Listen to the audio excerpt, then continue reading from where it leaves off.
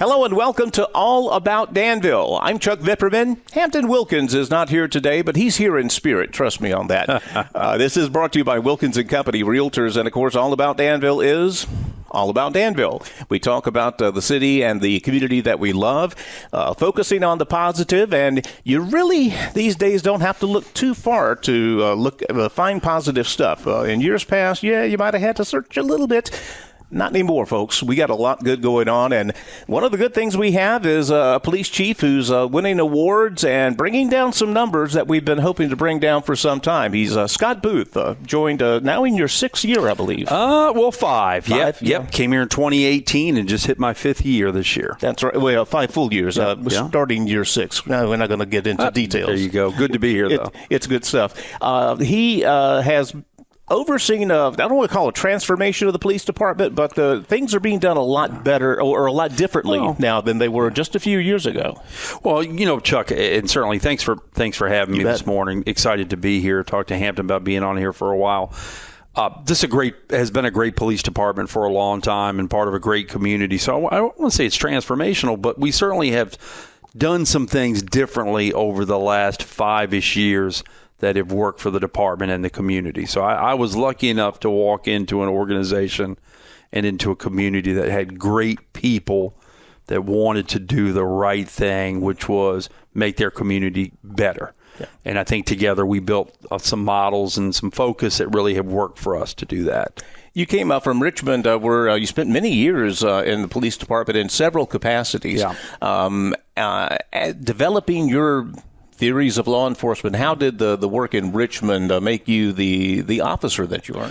Well, started in Richmond right out of the Army. So I did about 6 years in the Army. I'm a Virginia native, like we spoke about off camera, and went in the Army and knew I wanted to come back to Virginia. And to me, Richmond was about the largest city that I had ever been a part of. Grew up in rural Virginia, the Northern Neck, and was lucky enough to come on the Richmond Police Department and move up through the ranks and really hold every rank there up to the rank of major. And you kind of did everything along the way, didn't you? I did, man. I tell you, I was a patrolman in Highland Park, North Richmond starting out, and a detective in vice and narcotics, and then I supervised those types of units, and then kind of got promoted to lieutenant captain, then major of operations, and really fell in love with the idea of leading officers, problem solve, to make communities better when I became a lieutenant there. And when I became a lieutenant, had a chief named Rodney Monroe, who was our chief in Richmond at the time. Then he was a chief in Charlotte, Mecklenburg.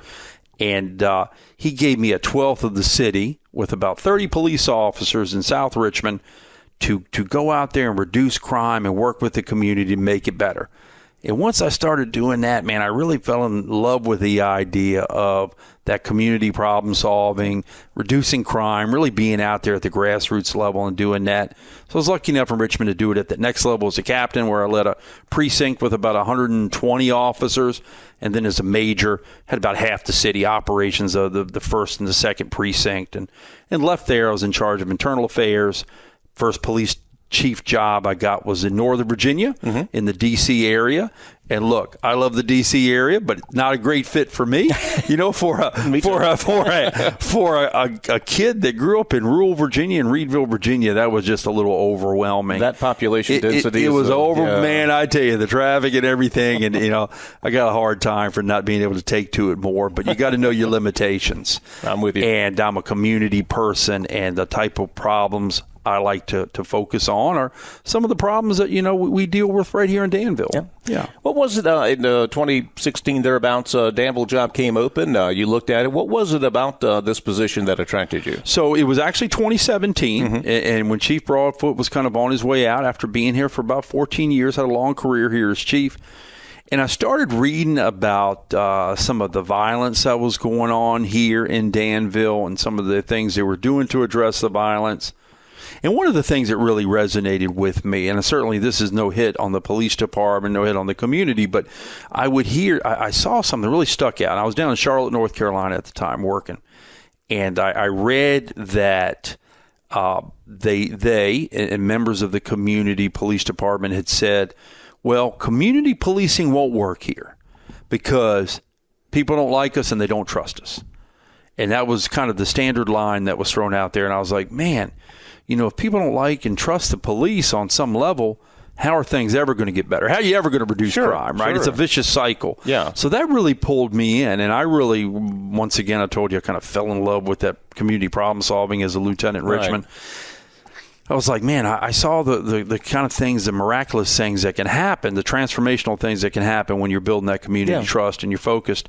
So I really felt like Danville would give me an opportunity to put some of those things in place and see some positive changes occur. Now, collectively, we're calling it the Danville Model, although that means many things. Many things, yeah. You've done a lot of little things and big things. First thing, I think you mentioned where you wanted to you have to get immersed into the community. You have to listen. I know the first several months of your job was a major information gathering process, I would think. Yes. Talk about the process of reaching out to the community and doing it in more than just a sage on the stage type setting where you're meeting with 200 people at a time.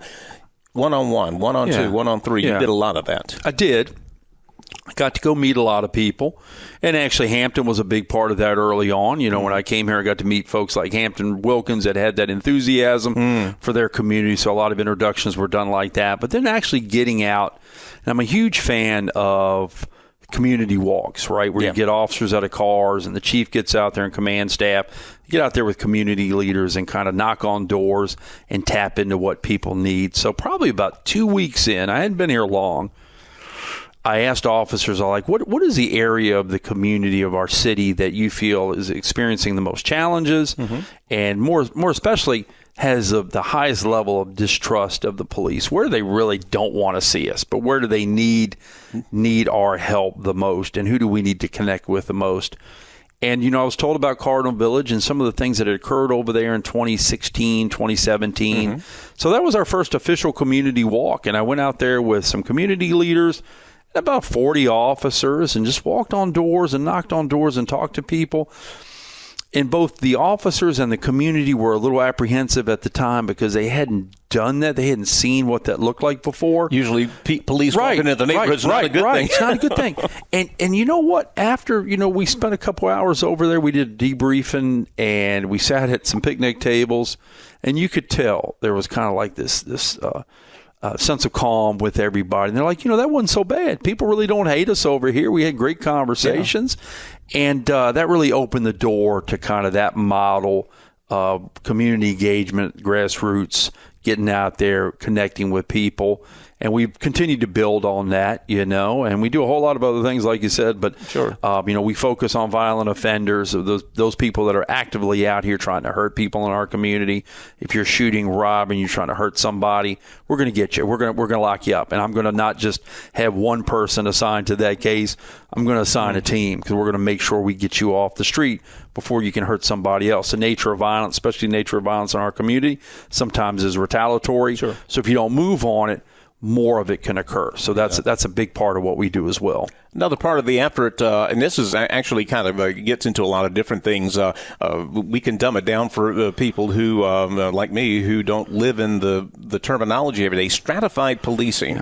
Tell us what that is and why that was important for Danville. So stratified policing, a couple things coming in the door. I had some folks coming into an operations and management study for me, really to look at how the police department was structured, how we focus on crime. And one of the things that came out in that study was we needed to be more intelligence-led. We needed to look at more holistically where crime was occurring. Data-driven. Right. It's about data. Yeah. So stratified policing is something we kind of fell into, and it originated with some researchers right out of Radford University, right here in Radford, Virginia. Yeah. And they had started it down in Florida, and one was a crime analyst. One of the researchers is a crime analyst. The other is a former police officer. They ended up getting married, and they built the stratified policing model. And some agencies have adopted that. So I started reading about that, and I met with them, and they came down here, and we formed a partnership. So we built Danville's stratified policing model. And what it is, it's looking at data, like you said. It's intelligence-led, looking at violent offenders, places where crime is happening. But it's also an accountability model. Right. So it's not just saying just that one officer or detective on the street is responsible for crime. It's everybody, right? So it's that first line supervisor, that sergeant, that mid-level manager, that lieutenant captain, up to the chief. And that's something every day I'm talking with my folks about crime, where crimes happen, what we're doing about it. And it's closing the loop. It's that really good feedback cycle that puts everybody in the game when it comes to reducing crime. So I think that's very important. Yeah, and it's about, of course, I mean, if this is what the numbers are suggesting, and this isn't like Minority Report where you can predict a crime before it happens, but yeah, there's a greater chance that this is going to happen here than here, therefore here's going to have slightly more attention. Right. Common sense. You can get a general idea, right? If you've got a bunch of car break-ins from this neighborhood, say you had 10 car break-ins from this neighborhood, but they're not occurring anywhere else, then you know that's where officers probably need to focus on, right? Check it out, some of it's common sense, and some people are like, of course, but it hasn't always been that way. Sure, yeah. Policing has, for many years, had a more random effect. They're like, well, even though that pattern's over there, we got to make sure officers are patrolling in all areas, and you do, but let's give special focus to where that crime is occurring, right? Because you're dealing with limited resources. There you go. Absolutely. Quadrants also a big part of the policing. We don't think, like people who are from Danville don't think of us as a big city, but if you were to rank all of the police departments in the United States in size from the largest to the smallest, Danville is in the top 10%, believe it or not. That's just the way it is. I mean, with the cacophony of town police departments, small cities, we're not, in the great scheme of things, we're not a small police department. So there are challenges there. And just a straight geographical quadrant, dividing the city up and putting, I think, captains in charge of quadrants. Again, much like what you did in Richmond, you had a sector that you were responsible for. How has that been working? So initially we just divided the city in half, right? North and south, a captain in charge of each. Did you use the river? And we did use the river because, natural border, and people, I think, are drawn in our minds kind of look at, well, that is a barrier somewhat. So, it was a natural north and south, and the city itself kind of looked at itself north and south. Sure. So also a relatively natural fit. And then after about a year, we further divided the city into what we call quarters, right? So north and south each are divided into half, and each of those quarters is commanded by a lieutenant. So you've already got the captains in charge of the geographic areas, then the lieutenants, whereas before they were strictly just looking at their shift of officers, their platoon of officers. Now they're in charge of a piece of land, of the city, of neighborhoods. And I will tell you the way I looked at that, like I said, my formative years was as a lieutenant when I was given that 1/12 of the city of Richmond.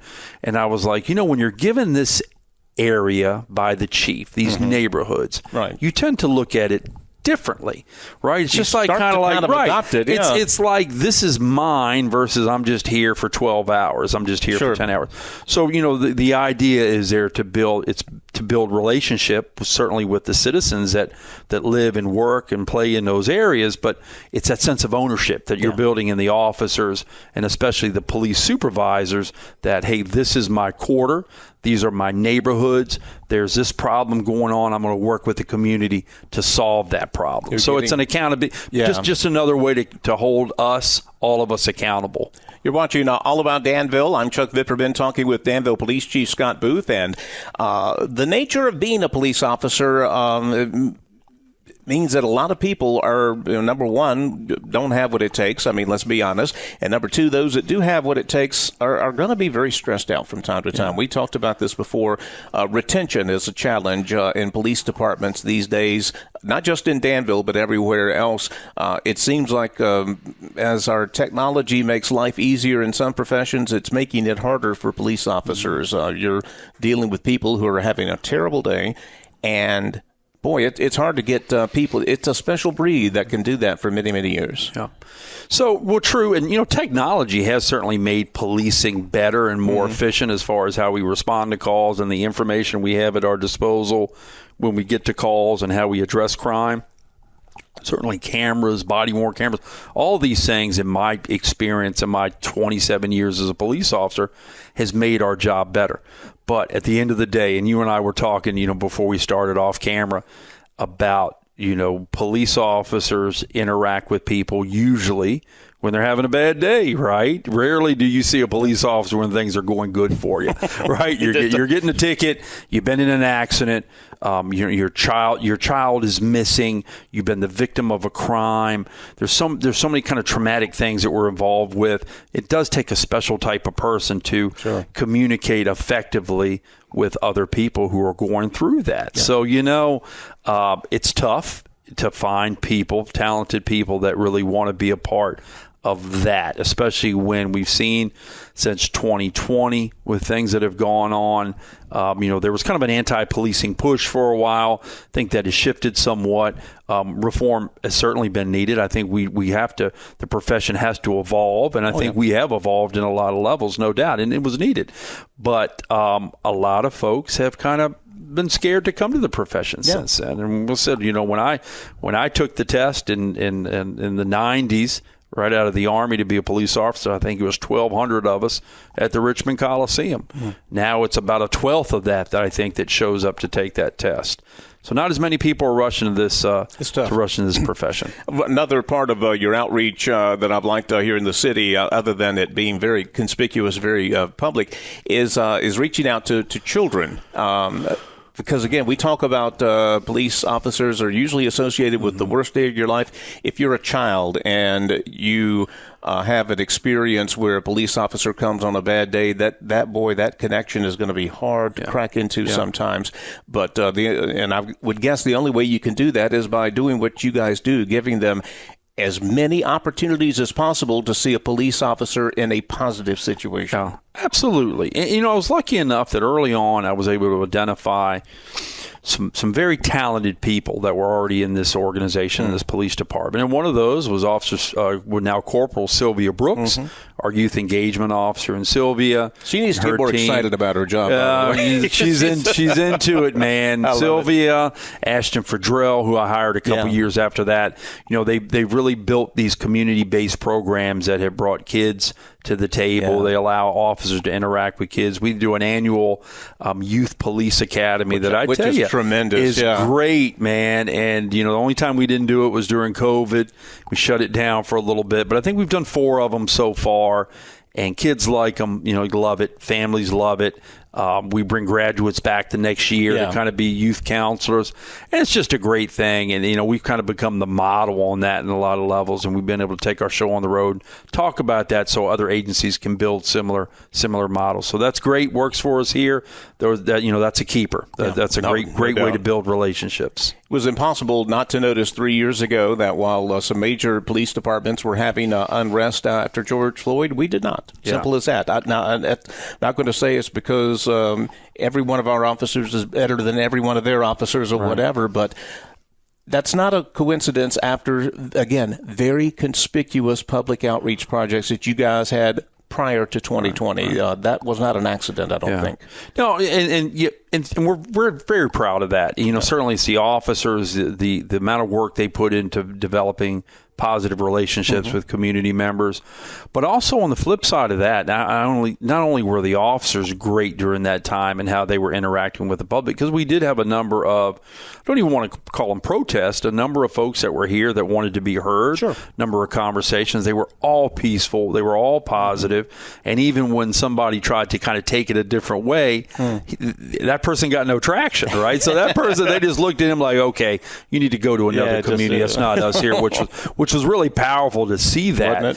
And, I think a big part of it is I saw the community come together, and I saw a couple years of work of officers that have been out there building relationships pay off. Yeah. And I'm like, wow, you've been out here walking neighborhoods. You always ask me why we do that. Why are we doing this, Chief? Sometimes, right? This is why we do it. Yeah. You're building up a trust account. People trust you. They know you're here for the right reasons. And I saw a lot of community leaders coming together with us, standing with us, and that was very powerful. Yeah, and certainly for someone who's been around here for many decades, it was very much not just a relief to see, but yeah, instead of driving us further apart, you could make the argument that this brought us a little closer together. I would agree. And I would agree. Boy, talk about taking a negative and turn it into a positive. We're talking with Chief Scott Booth today on All About Danville. And boy, if that's not proof, then numbers kind of bear out that we've made a difference here, too. Now, you've made, in your most recent report to City Council, you did something I thought was very sharp and very descriptive, and it was very honest, quite frankly.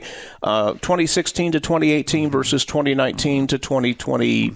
1/2 in terms of the numbers, and by most any metric, crime rates are certainly down. Now, again, numbers can mean different things, but these are not anomalies when all of the numbers point in one direction, a very good direction. Right. So I know you got to be excited about So I am excited, and I've got a good team that kind of put that together for me and helped me with the conversation, how we message that. But the work speaks for itself. Sure. The department can be proud and the community can be proud because we get a lot of phone calls when somebody's hurt here now, when somebody's harmed in our community. People reach out and they want to help. They want to bring that person to justice. So that's how you bring crime down, right? You bring crime down through focus and accountability methods like we talked about with stratified policing and effective community engagement. But people have to talk to you. Yes. So CSI will show you that picture of, all right, they're solving all their crimes with forensics, fingerprints, no or what one's have giving you. them a call. That's or part anything, of it. But guess what? People have to talk to you. People have to tell you what's going on in their community. So working together, we've reduced crime tremendously here. Looking at those years pre and post to when we started stratified policing, very focused community engagement, dividing the city up into these quadrants. Your violent crime is down over 50% here. And that's a great thing. Traditionally, people had looked at Danville, and perception is still perception, right? Sure. So people still, if they hear gunshots or whatever, they're still going to feel like, oh my God, the sky's falling. The police aren't doing enough. But we need to be there and do a better job, certainly managing perception. But data speaks for itself. Sure. So when I see we've got 50% less violent crime than we did before we started these things, that's a good thing. And our property crime also down tremendously. Yeah. Our burglaries, tremendous decline in burglaries here over the last several years. And not only do we have less, we solve more. Yep. So our clearance rates, and I know you saw that presentation. Dusting the FBI Man, I average, tell you, it is phenomenal the work that these officers and the detectives have done in the community with their input to arresting offenders and stopping these crimes. It's impressive. You said something that caught my ear just now, the fact that when there's a violent crime or something happens and it gets everybody's attention, you're not met with silence. You're met with calls from people who want to help out. That's night and day. Yes, it is. And, once again, what got me excited to come here when I read, that, and it was in the context of this. It was in the context of when we have a shooting, we can't solve that shooting because nobody will talk to us. Right. And community policing won't work here because nobody will talk to us. So that was the general context. Mm-hmm. So when I see that change, and, you talk about transformational, to me, that is probably the most transformational thing, right? Is that piece of it, is taking it from the negative aspect of community policing won't work here to really building that community policing model. So I get very excited about that. In just a few years, usually change like that takes much longer than very excited 5 years. How nice is it in your new headquarters? Oh, man. Try not to smile too much. Man, I tell you, it's great. And, I don't hear it as much right now, but the first couple months, people ask me how I liked it. And I would be like, had you ever really seen the old headquarters, right? So the old headquarters, we'd been there since 1926 in a little corner of the municipal building. And even as the department had grown, we had no growth. And there were so many things we couldn't do.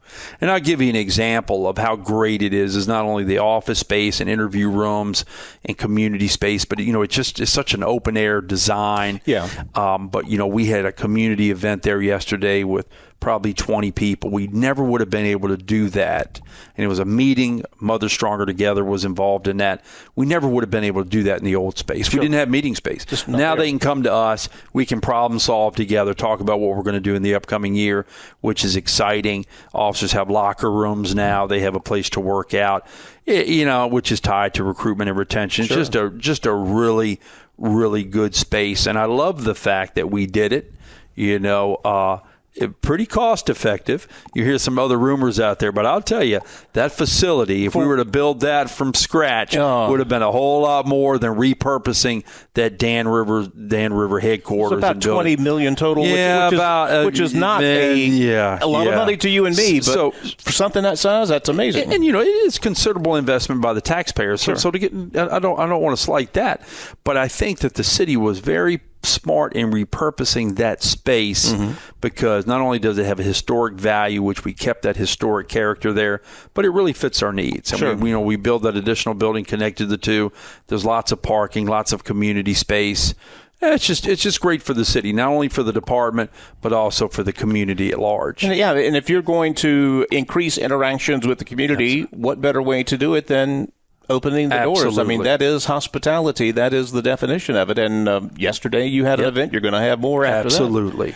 Talk about the future. Well, I don't know if you've heard we got this casino coming. Yeah, we do have this thing called a casino. That's rumor mills. It's going to be different challenges coming here with a larger transient population, temp population, however you want to define it. Now, physically, you're close to the casino, but still just... We're going to have to get used to having a Martinsville race weekend every night. And that's a challenge. Well, it is a challenge, and I think we're up to the challenge. Yeah. And some of the things that we've done internally is my staff meets with the director of security, who's a former deputy chief, Dean Hairston. Actually, he retired and took that job over there. So great lines of communication. Sure. But we repurposed a position. So I have somebody now, a captain, in charge of what we call special operations, and he and certainly in the future it could be a she, but right now he meets with Dean Hairston on a regular basis in the planning of, hey, this is what it's going to look like in this month. This is what it's going to look like the month after that as far as people, as far as parking, as far as construction, so we can be abreast of all that. I don't want to be caught short. I want to make sure planning is imperative when it comes to that. And I think Dean's team over there at Caesars and the things that we have in the police department, we're going to be equipped for that. Now, it is going to be a little bit of a culture shock for our community, right? It already is with the construction, with traffic and all that. So we're going to be working with Caesars. We're going to be working with other city agencies to make sure we're ready on a regular basis to hit whatever challenge comes our way. But look, we can have what you call a fatalistic view sometimes around here. With that, whether you voted for it or not, there is going to be an increased opportunity, right? That's more money coming into our community, a considerable amount more money coming into our community, which is going to create growth and opportunity, which usually when you create growth and opportunity, that's going to positively impact your crime rates even more. So I'm hoping that the somewhat negative aspects of it as far as people and maybe certain more incidents will be offset by the increased opportunity. Well, I think your department realizes, as I think is common knowledge now, one of the, if not the biggest predictor of crime is poverty. If you have fewer people below the poverty line, then you're probably going to take a bite out of crime. That's absolutely true. And you guys recognize that, and you participate in things to not just police, but also to make the community better. Yeah, absolutely. Crime and poverty intertwined, and I don't ever want. Sometimes people, I think, take that as a negative. And that's not. It's certainly not. I don't want to imply that folks that are all poor people are not criminals. Right, absolutely. If that's the case, I would be a criminal. Okay, absolutely not. But they tend to be victimized the most by poverty and street crime, especially violent street crime, tends to take place where there's lack of opportunities. Sure. Right. I'm not talking about white collar crime or things like that, but things that really harm people, things that people really worry about. They're being robbed, they've been shot, or what have you. That tends to impact that community the most. So I think as the opportunities increase, hopefully those things will start to dissipate. That'll start to go away even more. We've been talking with Scott Booth, the head guy at the Danville Police Department. We call him Police Chief. Finally, we've talked a little bit about the crystal ball with the casino coming. The White Mill is going to bring a huge residential component. I'm thinking, given the timeline here, when you first came here, residential occupancy in the downtown area was almost negligible compared to what it is now. So you guys got to go where the people are. You got to go where the stuff is. So that is a constant process, data-driven and driven otherwise. It'll always be a challenge. Always, you have to look at where the people are. You have to also look at where the crime's occurring, like we talked about earlier. So that's fluid. That changes as far as crime patterns change on a weekly basis. But we can also plan for that, right? We can also plan for where we're going to need more officers. One thing that we are doing and we've done, with a big contribution from the state, is we received about $741,000 in grant funding to build our real-time crime center, right? Yeah, that's really neat, yeah. man, so that's going to be very cool. And you kind of, the fact that we already had that shelled out in the new building and getting this money from the state, and there were about 12 different sites in the state that were eligible for that. We were one, and we applied and got that. How long is this? Because in the past, it took, a month to get some of this stuff back? Yeah. And now an hour. Yeah. So, you're going to have, we're going to have what they call our own Nibin Center, so we can process ballistics after a crime scene much quicker. So this funding from the state is really going to allow us to increase our levels of technology, how we view crime, how we respond to crime, how we process evidence from a crime, which is going to be great. It's going to make us even better. And, and it's also going to help us address some of these emerging challenges that possibly the casino could bring by integrating cameras, right, so we can watch what's going on in certain areas. So it's going to be a good thing. Folks, it's never boring if you're a police officer. Sometimes that's not a good thing, but we have been blessed the past few years to have a police chief who gets it. He knows it's about community service. It's about community servanthood.